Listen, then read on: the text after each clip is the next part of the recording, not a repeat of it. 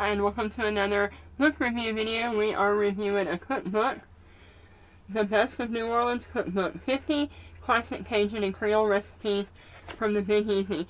I live in Mississippi.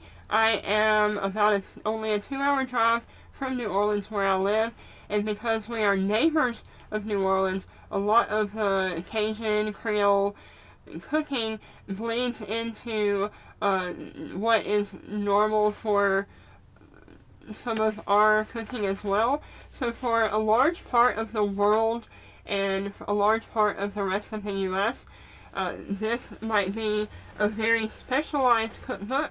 The taste of Creole cooking is very unique, and this might be a very, very specialized cookbook for most of you, but for me, this is actually pretty much part of Southern cooking.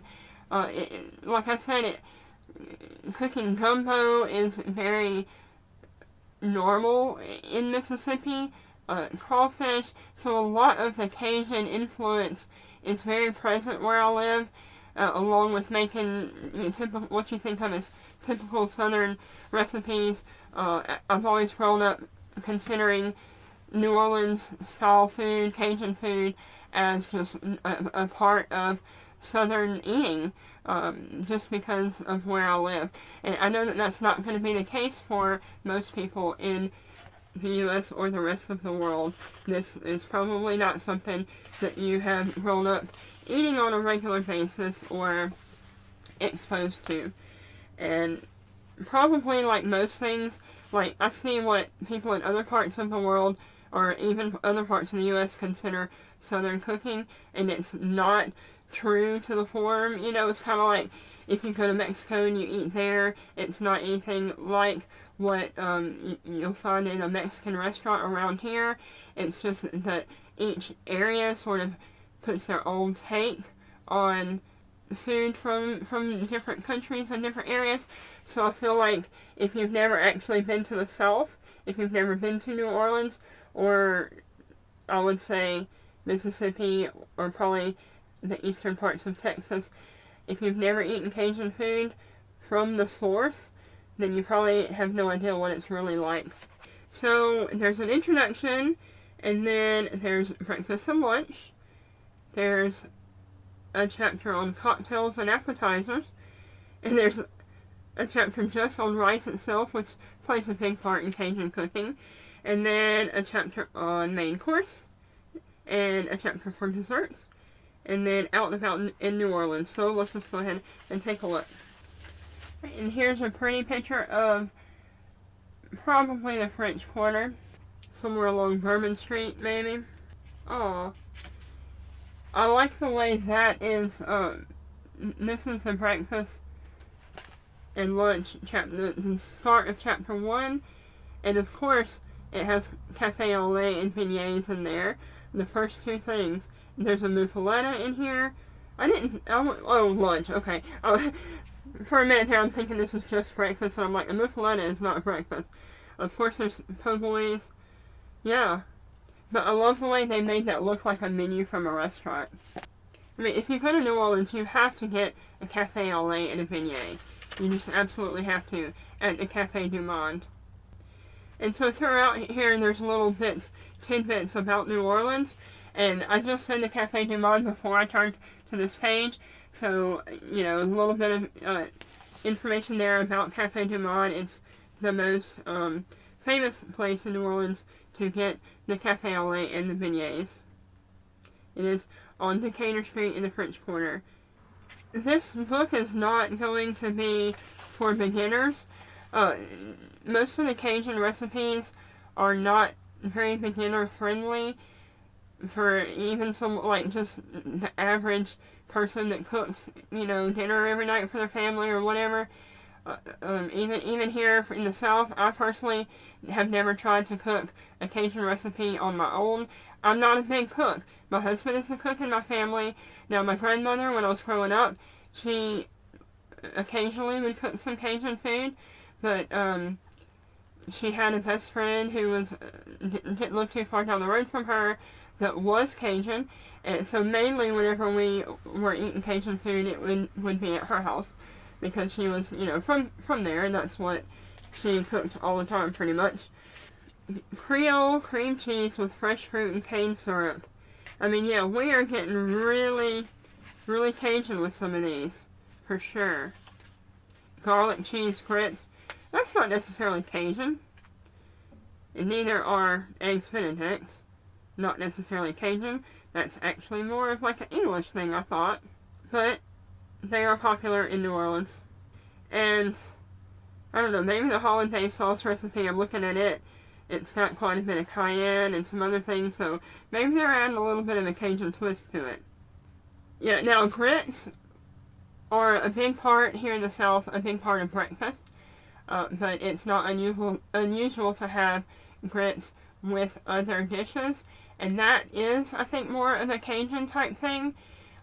Grits with fish, grits with shrimp, and yet normally that is more of a garlic cheese grits when you make it, when you're going to pair it with some fish or some shrimp as part of like a dinner or a lunch.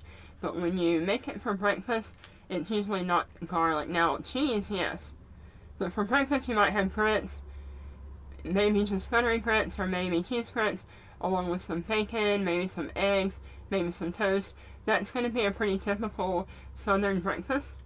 But yes, grits are not just for breakfast. You can have them with other things as well. The muffaletta is pretty much a New Orleans thing, a Cajun thing. I love them. It's a sandwich with olives on it.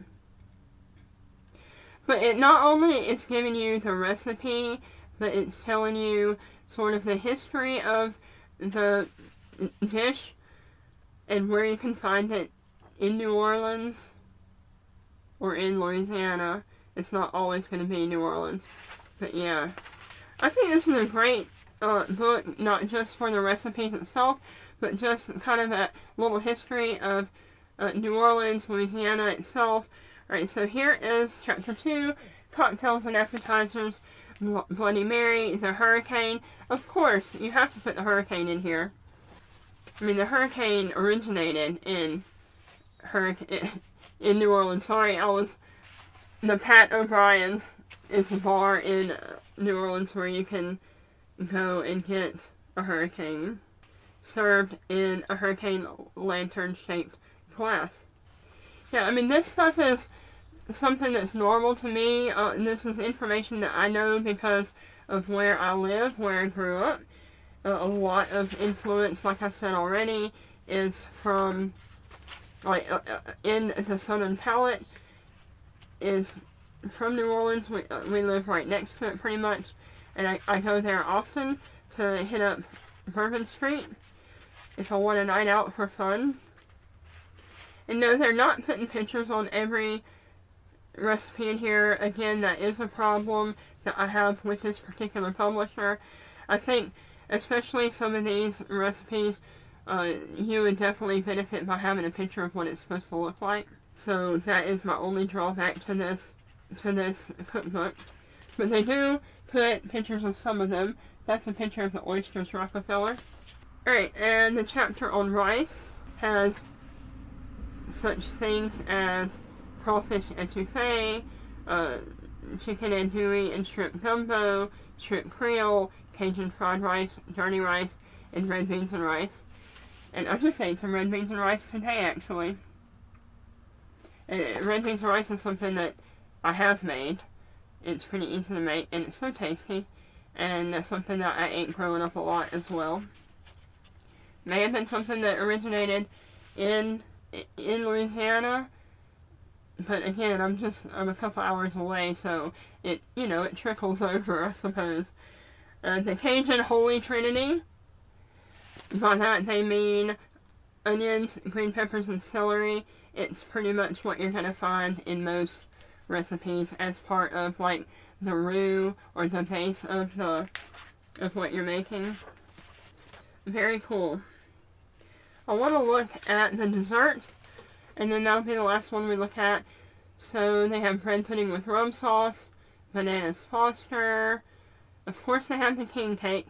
It would be not a true Cajun cookbook if it didn't have king cake. Bourbon chocolate pecan pie, sweet potato pie. Alright. I didn't name them all, but man, bread pudding with rum sauce is one of my absolute favorite.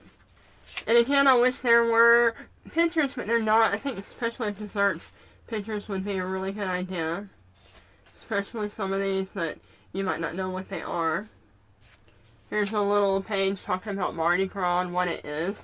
So again, like I said, it's not just a cookbook. There seems to be some spatterings here and there of just education or history of the area. Here is the recipe for the king cake. It's not an easy thing to make. And they don't show a freaking picture of the king cake in here. Why not? Man, out of all of the recipes, there should be a picture of a freaking king cake in here. And because there's not, I'm going to put a picture of one on the screen for you. Because if you don't know what a king cake is, this recipe is going to be pretty confusing if you can't see what the finished picture is supposed to look like. So, you're welcome. They do provide a history of the king cake, but not a picture of one. Jeez. Alright, you really dropped the ball on that one, publisher, or author, or whoever's decision it was to not show a picture of the king cake. Alright, in the back there are a list of top 5 New Orleans bars to go through. There is top 5 places to eat raw oysters, top 5 places for breakfast or brunch, and top 5 New Orleans experiences. Alright, other than the lack of pictures, and especially the lack of picture on the king cake, I think this is an awesome book. I'm definitely keeping this one, and I'm going to put my husband to work making us some of these recipes. My personal experience, I think one of my favorite memories of going to the French Quarter and Bourbon Street, just walking along and seeing the sights, and I ducked into this little hole in the bar wall that had one person working in there. It was a bartender, and he was from, I forget exactly where he said he was from, but it was a Hispanic-speaking country, somewhere in South America. Not Mexico, but where did he say he was from? Or no, was it Cuba? What? Maybe he said he was from Cuba. I'm thinking that's it. But I ordered a. Oh my gosh! It took me. I had to like Google and try to find the name of the cocktail I was talking about. I don't know why I was just drawing a blank in my brain on the name of this cocktail so that I can finish telling you my story. Anyway, a mojito. I mean, I was picturing it in my head, and the name was not coming to me, so I just Googled green cocktails, and I couldn't find it there. So then I Googled cocktails with muddled fruit, and mojito. So, I mean, I knew what I was thinking, but I couldn't come up with a name. Anyway, I just wandered into this bar. I was kind of just walking down Bourbon Street and, going in this bar, that one, and checking out the clubs and getting a drink from here and there. And, then I went after that one, and this bar wasn't there anymore. So a lot of them do kind of change, from visit to visit, but that's okay. But this was just such an interesting experience when I went in there, and it was just the one employee, the bartender, and I was the only customer in the restaurant, and I asked him, a lot of times I like to ask bartenders, like, what drink they recommend, or like, if they have a specialty drink, I would like to taste it. And that's what I did here, and he said, let me make you a mojito, and I said, okay. And he took forever, he probably took 30-45 minutes to make the damn drink, but I didn't mind, because he was just steady telling me his story the whole time, and it was just one of the most random and unique experiences I think I've ever had. Now, if I really wanted that drink fast, I would have been aggravated, and that might be why the bar wasn't there the next time I went, but I don't know if he was the owner. I think he was the owner. He just had this really interesting story. He had started out being a Catholic priest, and then he told me about leaving the priesthood, something about falling in love with a woman and wanting to be with her, wanting to have, a life with a marriage and children and all that. But then he left the priesthood for her, and something about not, guilt, and I don't know, it just really didn't work out because I guess he felt guilty over his decision to leave the priesthood, and he found himself in New Orleans, and he opened this bar, and he was still trying to kind of find his place in life, and he was telling me this whole life story as he was sitting there making my drink by hand, literally every ingredient, muddling the fruit, and I mean, this wasn't made from a pre-mix or anything like that. I mean, he literally was putting it all in by hand. It was the best mojito I have ever had in my life, and I've tried some since then. I can't stand the ones that are made with the mix, and I've never had one handmade like that before or after. I mean, it was the best drink ever. And so it was 100% worth the wait for him to make it and for me to hear his story.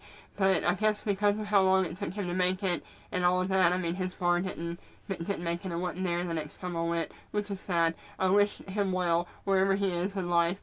Alright, that's it for this book review video. Thanks for watching. I'll see you in the next one. Bye.